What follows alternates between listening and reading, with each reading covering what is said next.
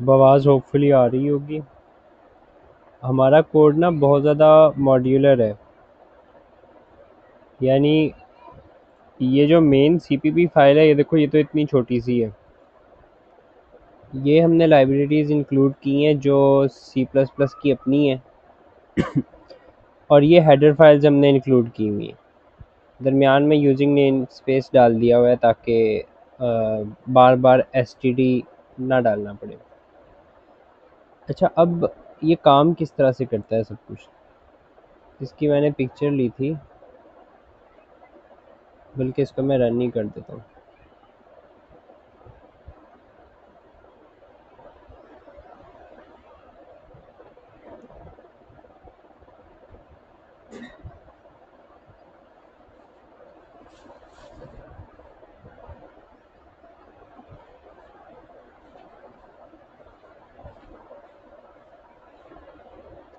ये हमारी menu screen है, इसके अंदर सिर्फ 3 ऑप्शंस है: start game, stop, start, view और क्विट। तो जब स्टार्ट पे क्लिक करते हैं, इस तरह से स्नेक चलता है। अब गौर कर रहे होगे कि ये वर्टिकली ज़्यादा तेज़ मूव करता है, हॉरिजॉन्टली ज़रा स्लो है। अब स्लो हो गया, अब तेज़ हो गया। इसकी एक्चुअली में वजह ये है कि ये नज़र का धोखा है।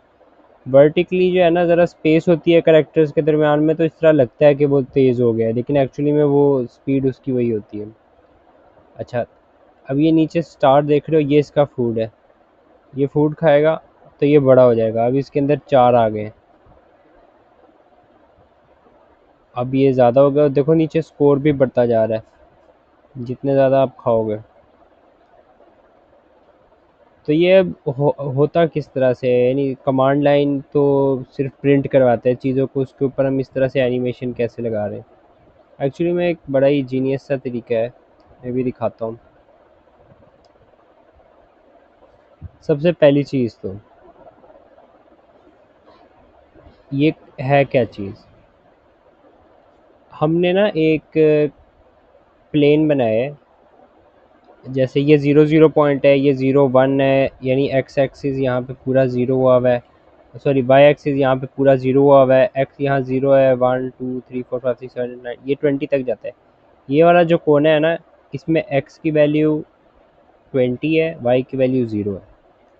सेम इसी तरह से ये वाला जो कोना है ना, इसके अंदर एक्स की वैल्यू 0 है और वाई की वैल्यू 20 है। वाई हमारे पास इसकी हाइट है, एक्स हमारे पास इसकी विड्थ है। तो ये बॉर्डर हम बनाते हैं, ठीक है, पहले तो। और बनाने का तरीका क्या होता है, एक्चुअली में ये जो कमांड लाइन इंटरफेस है ना, इसके अंदर हम करते सिर्फ प्रिंटिंग ही है, और अभी भी सिर्फ प्रिंटिंग ही कर रहे हैं। लेकिन जो कर्सर है ना, ये देखो, हम कर्सर की पोजीशन चेंज कर देते हैं। हम कर्सर को पहले 0 0 पे रखते हैं और एक हैशटैग प्रिंट करवा देते हैं, फिर 0 1 पे रखते हैं हैशटैग, फिर 1 0 पे रखते हैं क्योंकि एक्स 1 है वाई 0 है, और फिर एक और हैशटैग प्रिंट करवा देते हैं। इस तरह से ये वाली रो का हैशटैग पूरा प्रिंट हो जाता है। फिर यहाँ पे जाते हैं नीचे। अब यहाँ पे वाई, ये जो इसकी विथ है ये 20 है, वाई 20 है यहाँ पे, लेकिन एक्स यहाँ पे 0 है। तो 0 और 20 के ऊपर हम एक हैशटैग प्रिंट करवाते हैं, फिर 120 पे, इस तरह करते करते ये 2020 तक हैशटैग। सेम काम हम वाई के साथ कर रहे होते हैं, यानी ये जो ये वाले जो हमारे पास स्नेक है ना, उसका हम हेड कैलकुलेट करते हैं और उसकी हम बॉडी कैलकुलेट करते हैं। जहाँ पे हेड बनता है ना, हम कर्सर सबसे पहले उस एक्स वाई पॉइंट के ऊपर मूव करते हैं और वहाँ हेड प्रिंट कर देते हैं, और जो हेड की पुरानी लोकेशन होती है वहाँ पे एक ओ प्रिंट कर देते हैं, वो उसकी बॉडी का हिस्सा बन जाता है। और चूंकि ये मूव कर चुका होता है तो टेल रिमूव कर देते हैं। इस तरह से लगता है कि स्नेक आगे को मूव हुआ है, हालांकि बस हमने टेल रिमूव की है, हेड की जगह एक ओ डाल दिया है और नए हेड की नई पोजीशन बता दी है। अब ये देख रहे होगे, ये जो स्टार्स है ना, ये खाना है। जब ये इस खाने को खाएगा तो अभी इसमें 1 2 3 4 है, एक और वो इसमें ऐड हो जाएगा। नॉर्मली क्या होता है, जब हम स्नेक को मूव करते हैं तो उसकी जो टेल है, जैसे ये एक कदम हम आगे मूव करना चाहते हैं ना, तो देखो हम इसे मूव करना चाहते हैं हॉरिजॉन्टली उस साइड पे, यानी x की वैल्यू में से एक डिजिट माइनस करेंगे, क्योंकि देखो x की वैल्यू 0 0 यहाँ से शुरू हो रही है ना। x की वैल्यू इधर पूरे में 0 है, तो इधर x की वैल्यू 0 से ग्रेटर होगी, तो 0 के करीब लाएंगे तो तब भी जाके ये इस तरफ मूव करेगा ना। तो इसकी हेड के अंदर x की वैल्यू को हम एक कदम नीचे ले आते हैं, जिसकी वजह से हेड की पोजीशन चेंज होती है। हेड की पुरानी पोजीशन के ऊपर हम एक ओ प्रिंट कर देते हैं, क्योंकि वो बॉडी का हिस्सा बन जाता है। ये वाला नोड आगे आएगा ना, तो ये बॉडी बन जाएगा। हेड फिर एक कदम आगे जाता है और टेल को हम ख़त्म कर देते हैं, बाकी नोड्स को हम नहीं छेड़ते, बस हम टेल को ख़त्म कर रहे होते हैं। तो इस तरह से लगता है कि ये आगे मूव किया। अब ये जो हमारा स्नेक है ना, ज़रा डाटा स्ट्रक्चर्स की तरफ आ जाए। ये जो हमारा स्नेक है ये लिंक्ड लिस्ट से बना हुआ है। तो लिंक लिस्ट का जो नोड है वो कुछ इस तरह से, अब ये नोड है, ये नोड का अपना एड्रेस है। हर नोड के अंदर एक इंटीजर है x, एक इंटीजर है y, जो उसे बताता है कि ये नोड इस पूरे प्लेन में कहाँ पे पड़ा है। 0 0 पे तो नहीं पड़ा हो सकता क्योंकि वहाँ पे बॉर्डर है, लेकिन अगर 0 0 पे पड़ा होता तो यहाँ पे होता ये। अच्छा, इधर होगा x हमारे पास 1 होगा और y 0 होगा, इधर x भी 1 होगा y भी 1 होगा। तो तो 1 1 के ऊपर अगर कोई नोड पड़ा होगा तो वो यहाँ पे शो होगा। अगर हेड पड़ा हुआ है तो ऐट का सिंबल होगा, और अगर बॉडी पड़ी हुई है तो ओ का सिंबल होगा। अच्छा, ये तो दो है हमारे पास एक्स और वाई, ये कोऑर्डिनेट्स हैं। उसके अंदर फिर एक प्रीवियस है और फिर एक नेक्स्ट है। अब ये किस तरह से काम करते हैं? जो प्रीवियस है ना वो एक्चुअली में अगले नोड को पॉइंट करता है, यानी कि जो आगे आने वाला नोड है, और जो नेक्स्ट है ना वो पीछे वाले नोड की तरफ पॉइंट करता है। ऊपर की तरफ तुम्हारे पास हेड होगा, अगर तो तुम प्रीवियस प्रीवियस करते रहते हो ना तो तुम हेड की तरफ पहुंच जाओगे, और अगर तुम नेक्स्ट नेक्स्ट करते जाते हो तो तुम टेल की तरफ पहुंच जाओगे। अब ये किस तरह से है? ये जो प्रीवियस है ना ये इस एड्रेस की तरफ पॉइंट कर रहा है, और ये जो नेक्स्ट है ये इस एड्रेस की तरफ पॉइंट कर रहा है। तो इस तरह से ये सारे कनेक्ट हुए हैं। ये यूं पॉइंट कर रहा है, ये वाला इससे अगले वाले को पॉइंट कर रहा होगा, और इवेंचुअली कोई एक नोड जो ऊपर जाके उसको हम हेड कहा हुआ होगा। और इस तरह ये जो नेक्स्ट है, ये वाला जो नेक्स्ट है ये इसकी तरफ पॉइंट कर रहा है, इसके एड्रेस की तरफ, और इसका नेक्स्ट फिर इससे पिछले नोड के एड्रेस की तरफ पॉइंट कर रहा होगा। इस तरह इवेंचुअली तुम टेल की तरफ एक नोड की तरफ पहुंच जाओगे जिसे हम टेल कहते हैं। तो ये उसका बेसिक स्ट्रक्चर है लिंक लिस्ट का। अभी तक मैं सब कुछ ना बेसिक बेसिक रखूँगा ताकि आहिस्ता आहिस्ता करके मैं समझाऊँ तो समझ भी आए। ये खाना खाता है तो ये स्कोर इंक्रीज़ करता है बाय 10। इसको गेम को थोड़ा मैं चलाकर दिखा भी देता हूँ। हम WSAD की मदद से मूव करते हैं।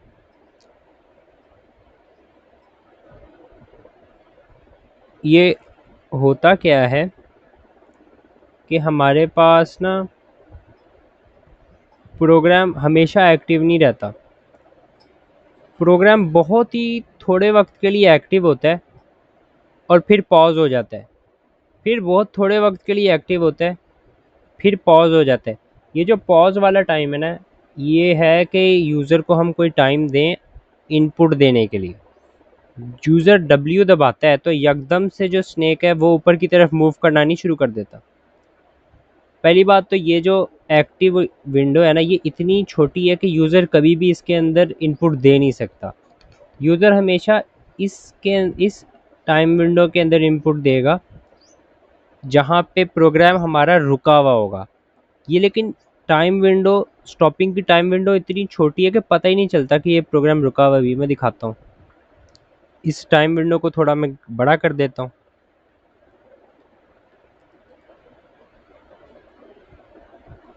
ये गेम के अंदर आता है, रन का फंक्शन है इसके अंदर, एंड के ऊपर आता है। ये देखो स्लीप है।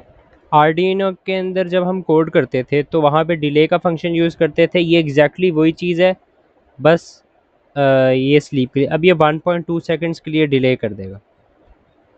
मैं इसको क्विट करूँगा, इसे दोबारा से शुरू करूँगा और अब हमारा प्रोग्राम बहुत स्लो हो जाएगा।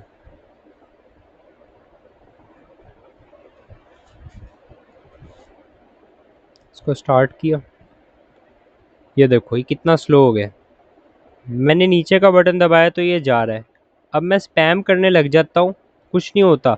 वो चूँकि अपनी स्टॉप विंडो के अंदर होता है जहाँ पे प्रोग्राम रुका हुआ है, वो बस बैठा गौर कर रहा होता है कि मैं कौन सी कौन सी बटन दबा रहा हूँ। जब वो एक्टिव टाइम में आता है तब जाके वो मेरा इनपुट लेता है। यानी कि मैं कहना ये चाह रहा हूँ, ये क्या खुल गया?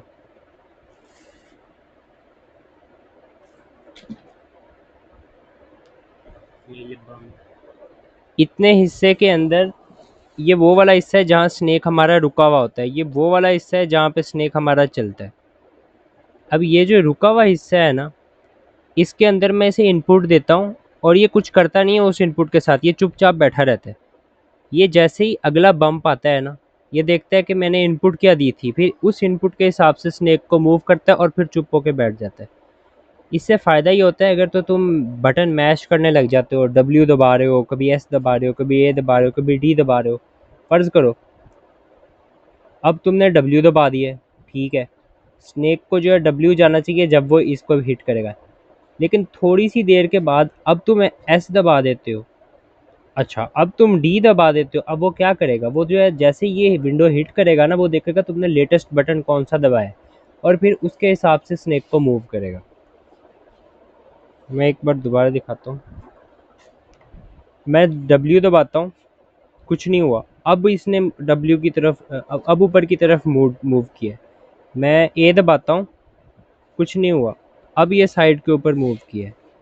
मैं एस दबाता हूँ, कुछ नहीं हुआ। अब ये नीचे की तरफ मूव किया है।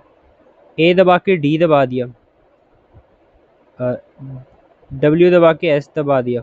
अच्छा वो एक्चुअली में आपकी पहली इनपुट लेता है, आपकी लेटेस्ट इनपुट नहीं लेता।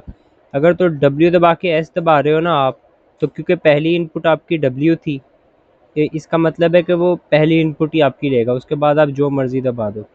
यानी कि फ़र्ज़ करो ये वॉल के साथ हिट करना जा रहा है और मैं ऊपर दबा देता हूँ गलती से,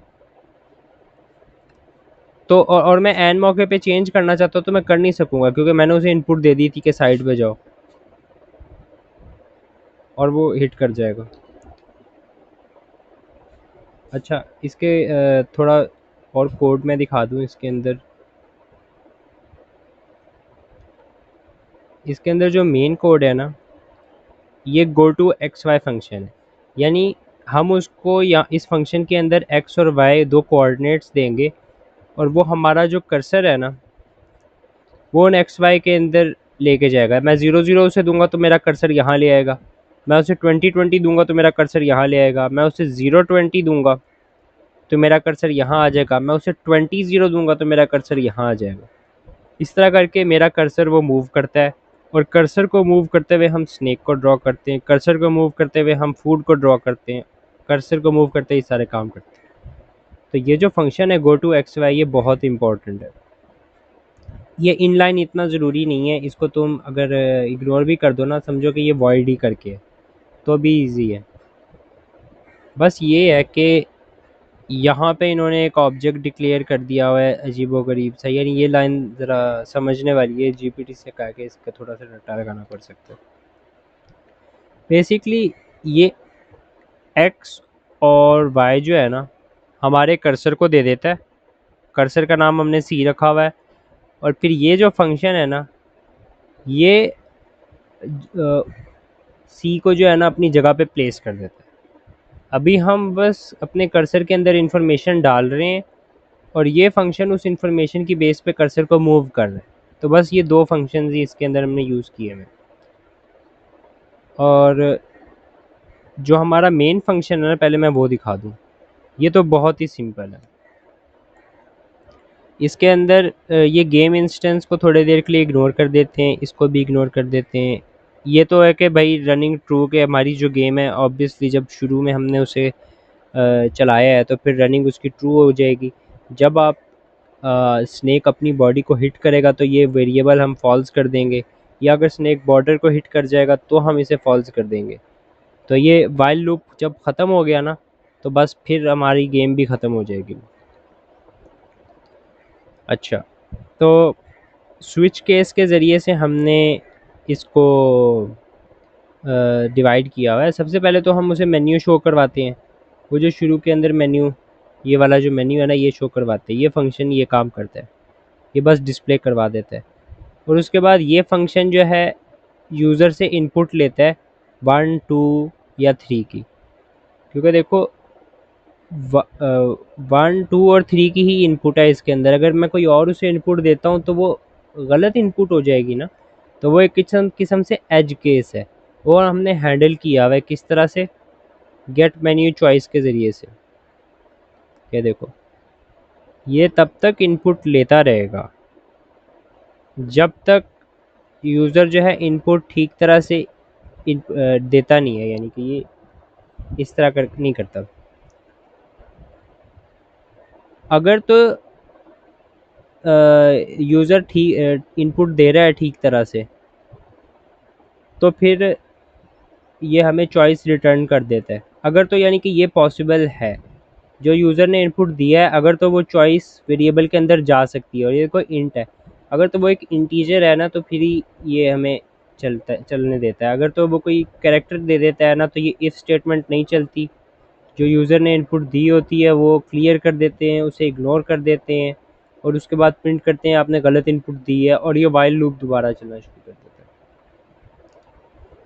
अच्छा, अगर तो यूज़र अब इनपुट दे देता है 4 दे देता है मिसाल के तौर पे, देखो 1 2 3 या 4 तो कोई चीज़ नहीं है, वो किस तरह से हैंडल होगी, वो हमारी यहाँ पे हैंडल हो रही है। देखो, केस 1 है, केस 2 है, केस 3 है, और इनके अलावा अगर कोई भी वो नंबर दे देता है तो वो उसे कहता है कि भाई गलत इनपुट दी है, दोबारा से कोशिश करें।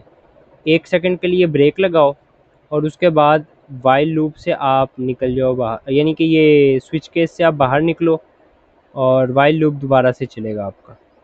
तो वो दोबारा से उसको मेन्यू शो करवा देता है। सॉरी, ये जो स्विच केस है ना आपका, आई थिंक ये दोबारा से चलता है। बहरहाल वो जो डिफ़ॉल्ट केस है ना, वो कहता है कि इनवैलिड ऑप्शन है आपकी, और दोबारा से आप इनपुट करें, फिर वो यूज़र दोबारा से इनपुट करता है। तो अगर तो आप नंबर के अलावा कोई वैल्यू देते हो तो वो गेट मेन्यू चॉइस हैंडल कर लेता है।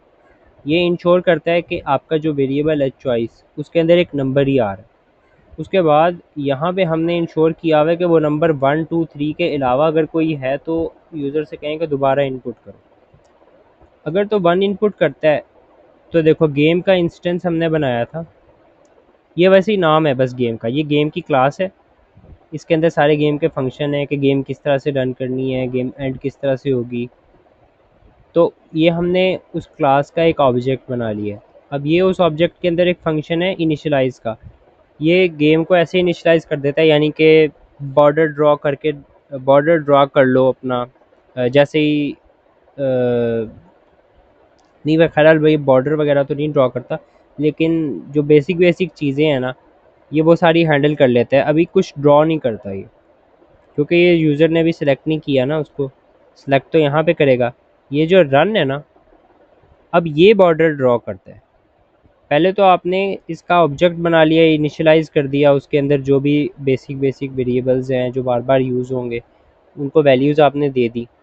ये चलो आप काम इस रन के अंदर भी कर सकते थे, लेकिन ना इसकी हमने मॉड्यूलराइजेशन करवा ली है।